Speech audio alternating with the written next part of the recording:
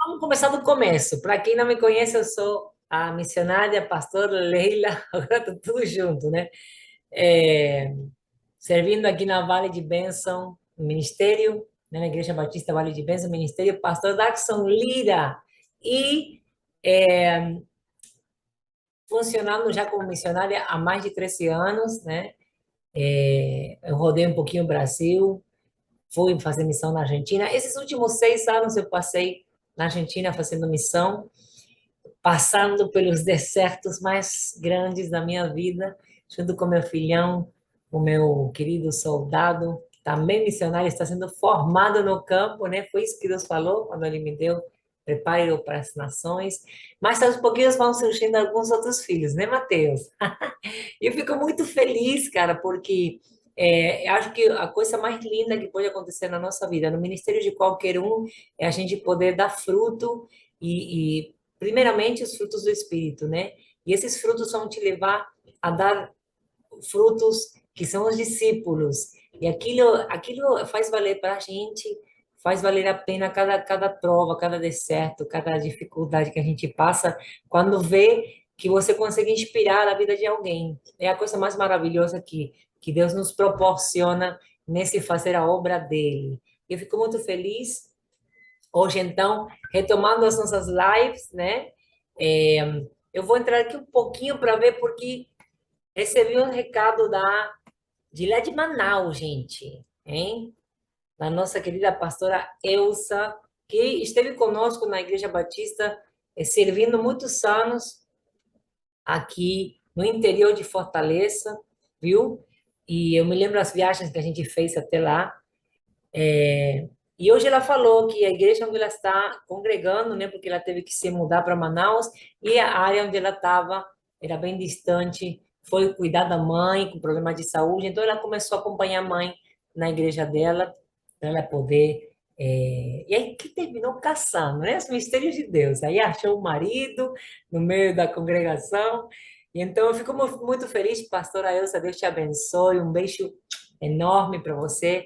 É, e aqui eu queria aproveitar, né, para mandar um abraço ao Ministério Internacional Famílias em Cristo. Olha que nome, gente. Eita, glória a Deus, né?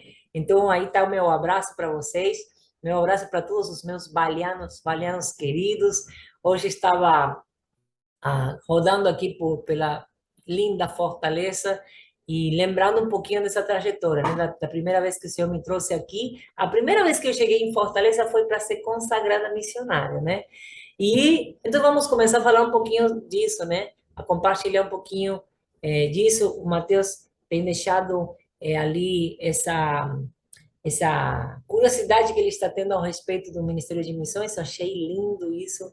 Essas coisas só podem vir da parte de Deus, porque o inimigo não se importa com que a gente venha a crescer na graça e no conhecimento, que a gente venha a descobrir o nosso chamado.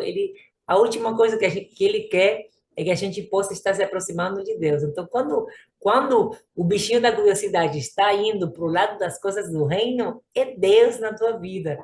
Se deixa levar pelo Espírito Santo, se deixa envolver por essa graça linda, por esse amor maravilhoso, porque isso vai te levar a viver o sobrenatural na presença dele. É a melhor coisa que pode acontecer na tua vida. Olha, o sair do sol você já conhece, o pôr do sol você já conhece. Olha, as coisas mais lindas, né, que tem nessa vida, esses fenômenos naturais, o nascer do sol, o pôr do sol. Imagina, tem coisas que estão no sobrenatural que excedem e superam a beleza da natureza. Então, você não pode perder o mistério do sobrenatural acontecer na tua vida, desperta isso. Isso você faz buscando a presença de Deus, buscando conhecer, crescer na graça e no conhecimento, né? Na presença de Deus e no conhecimento do nosso querido Salvador Jesus Cristo. Então, nesse caminhar com Ele, aí Ele vai te direcionando na medida que você começa a buscar crescer na palavra de Deus, você vai começar a experimentar esse conduzir do Espírito para que você possa descobrir o teu chamado. Falando em missões, tem coisas que a gente não pode deixar passar, né? Por exemplo, não, mas eu ainda estou curiosa, estou querendo só saber como é que é esse negócio de missões. eu estou ainda não tenho certeza que seja meu chamado, né? Eu estou, na verdade, só ficando curioso com respeito ao assunto. Então, uma das coisas que você precisa saber é que essa convicção não vai vir se você não tiver a coragem, a determinação de você dar um passo a mais, né? Como assim? É tempo. Quando você começa a ter curiosidade com respeito a alguns ministérios, ao que se refere aos ministérios dentro da igreja, dentro da obra de Deus, é porque já é tempo de você avançar. Então, a primeira coisa a se fazer é você dar uma olhada, fazer um check-up, né, da sua situação espiritual e você começar a ter uma visão de como está, né? Um conhecimento de como está a sua vida diante de Deus, né? Como está a sua vida de oração, como está a sua vida com a leitura, com o estudo da palavra. Tem um momento que você não pode mais só ler a Bíblia. Você agora precisa ir além, precisa começar a meditar na palavra. Se você ainda não está fazendo isso, então comece a meditar na palavra de Deus, que não é aquela leitura corrida, né? Que, ai, não, eu tenho que cumprir o devocional, então hoje eu tenho que ler o primeiro capítulo de Mateus, o primeiro capítulo de Juízes e algum salmo. Aí o programa de leitura anual está dizendo que tem que ter essas três leituras. Não, agora você vai parar, né? Para meditar, para pensar na palavra de Deus. A gente pode fazer algum tipo de exercício hoje para você poder entender como é que eu passo a meditar. Aí, de repente, você já passou esse tempo de você começar a meditar, começar a parar um pouquinho para refletir na palavra de Deus. Então, hoje é o tempo de você estudar, né, Mateus? Vou usar Mateus assim de leque. Eliette, glória a Deus, seja bem-vinda! Amada do Senhor, um beijo enorme. A gente falando de missões aqui, viu? Então, então, esse passo, depois que você já passou esse tempo de meditar, é tempo de estudar, é tempo de você começar a investir sério em um estudo, em um seminário, em um curso teológico. Comece primeiro dentro da tua igreja. É mais lógico é que você comece estudando dentro da tua igreja. Se não tem um seminário teológico dentro da tua igreja, se informa com seus pastores para você não entrar em algum seminário que possa estar trazendo confusão doutrinária, né? Eu tive o caso de uma menina lá na Argentina que ela começou a fazer, a gente não tinha um seminário ainda lá, não tínhamos essa estrutura, hoje, graças a Deus, e por causa dessas experiências, nós já implantamos o seminário de forma online, viu? Para os nossas ovelhas lá na Argentina, mas naquela época não tinha, então eu pesquisei na cidade, eu busquei saber, porque eu tinha estudado aqui no Brasil, não tinha estudado o seminário lá, né? Eu só me converti na Argentina e no ano seguinte eu comecei a viajar, passei um ano na Espanha, né? Então fiquei 2 anos sem congregar. Quando eu voltei para a América, eu fiquei no Brasil, comecei a, a, a querer ficar no Brasil, né? E aí eu comecei a congregar aqui, né? Então, não conhecia, muito menos, não conhecia os ministérios lá, não conhecia os seminários. Aí comecei a pesquisar para que essa minha ovelhinha pudesse avançar no conhecimento. E ela começou a ter grandes conflitos, porque, apesar de que eu fui formada no Seminário da Assembleia de Deus, né? Acho que o vacilo não foi da questão doutrinária, porém, do professor não ter tido essa sabedoria de saber lidar com as diferenças doutrinárias e não deixar os alunos caírem em confusão. Então, cada vez que ela voltava de uma aula, ela voltava em crises. Mas como assim? Lá está dizendo que o que a gente está fazendo está errado. Lá está dizendo... E então, assim, não foi sábia a forma de conduzir, porém, a menina entrou em uma confusão total e acabou saindo do ministério, né? Então, esse tipo de coisas não convém. É bom você, quando você vai dar esses passos, você se informar primeiro, você poder estar falando com teus pastores. Sempre faça tudo na direção, na orientação dos anjos da igreja, aqueles que o Senhor já colocou para estar dirigindo os teus passos na caminhada com Cristo. Você precisa confiar nos teus pastores. Você já passou pelo teste de saber se esses são, pastores estão com uma vida consagrada a Deus, você já sabe que eles estão realmente fazendo a obra de bom coração, né? Porque perfeitos não vai ter nenhum nessa terra. Não tem, gente. Só Jesus é o perfeito. Mas aí você precisa entrelaçar com o teu pastor, ter essa comunhão com ele, ter essa vida de obediência, de submissão, né? E poder, tudo que você for fazer em prol do teu crescimento, ele precisa estar por dentro. Então, é uma questão de ética, é uma questão de honra ao teu pastor, né?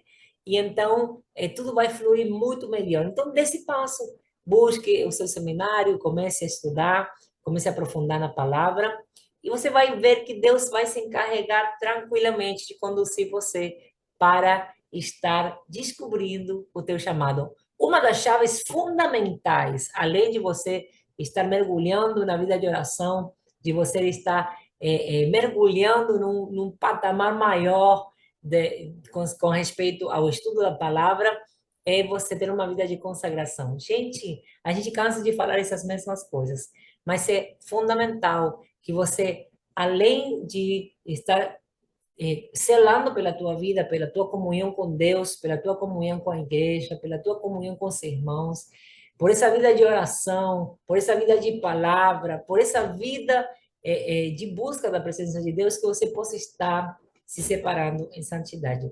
E tem duas vertentes fundamentais com respeito a essa vida de santidade que não podem ir separadas. Eu não posso viver jejuando sem fazer nada na obra de Deus, sem servir, né? Eu não posso estar servindo sem estar consagrando minha vida, sem estar jejuando, sem estar matando a minha carne para que meu espírito se fortaleça. Então, essas três colunas, na verdade, a terceira coluna, que é a vida de consagração, ela precisa estar, ela está fusionada entre o serviço e o jejum. Não é só o jejum, amém? Então, a gente podia dividir em quatro, né? É a oração, a palavra, o jejum e o serviço. Como você quiser fazer, mas essas coisas são fundamentais para que você possa estar entrando nessa roda, né?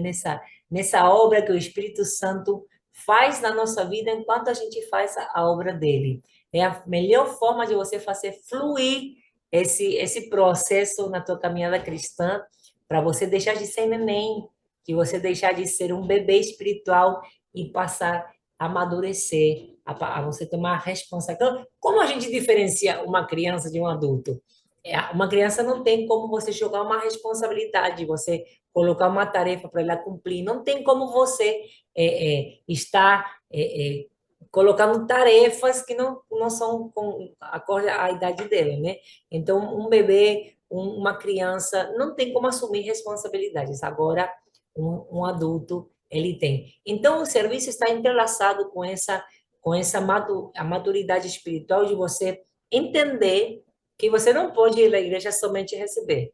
Agora, então, você precisa fazer parte do serviço, fazer parte da equipe que dá, que oferece, que está ali para ajudar o outro, que está ali para ajudar no andamento da igreja, né? Da obra de Deus. Então, o serviço é fundamental. Você sabe que enquanto você está fazendo a obra de Deus, Deus faz a obra dele dentro de você.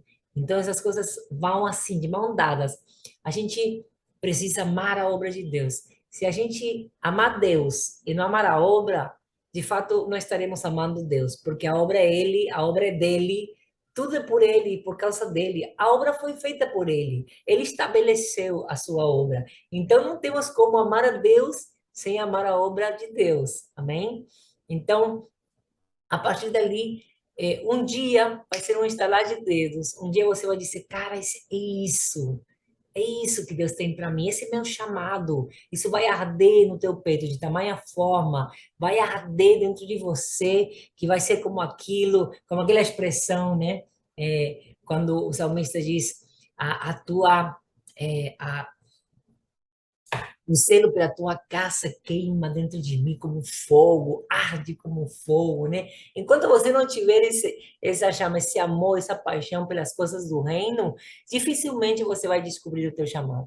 Amém? Então se envolva com as coisas de Deus, se envolva, assuma compromissos, assuma responsabilidades, tope tudo que o pastor mandar, mano, tudo não, bichinha, mas tope ajudar, tope estar presente, estar fazendo parte dessa reunião. Você não pode faltar, não pode não ser um obreiro, né?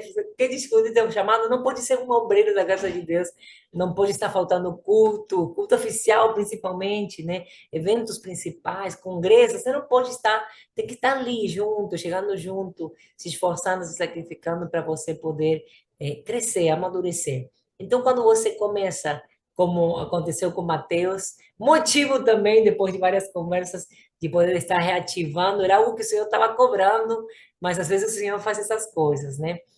Porque com tantas tarefas, essa mudança de Buenos Aires para Fortaleza, de poder organizar, chegando o filho, organizar o filho, a volta do filho para Brasil, para Argentina, e esse vai e vem, né, tanta tarefa para fazer, eu fui adiando voltar a fazer as nossas lives, mas aqui estamos de novo. Aí, as nossas conversas, como o Mateus fez, que a gente entendesse que tinha que colocar uma data. Então, vamos voltar às nossas lives, vamos reativar as nossas lives missionárias e vamos falar um pouquinho de missões. Depois de ter sondado um pouquinho a respeito dessa busca que a gente tem, dessas curiosidades que o Espírito Santo começa a colocar no nosso coração ao respeito de diferentes ministérios dentro da casa de Deus, aí surge missões.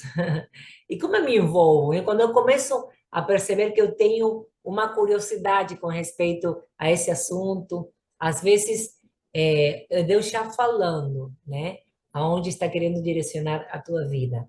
Às vezes, talvez não seja diretamente quem vá para as nações, mas pode ser aquela coluna que comece a investir em nações, em missões, né? Ou talvez pode ser levantado primeiramente como aquela coluna de intercessão. Você sabe que missões precisa dessas três colunas. É aqueles que pagam um preço, né? Que intercedem constantemente, são aqueles que investem, né? Que retiram, separam recursos deles mesmos para estar investindo em missões e também estão aqueles que vão, né? Fundamental, não pode faltar aqueles que vão. Não adianta ter colunas de fogo, estar ferventes aí na oração, tem pessoas que estão dispostas a ir separar recursos e não tem ninguém que vá. Nem também não adianta ter alguém que vá e não tem ninguém que queira ajudar a investir. Eu já passei por várias dificuldades na questão financeira, sobretudo quando Deus falou para mim deixar minha profissão,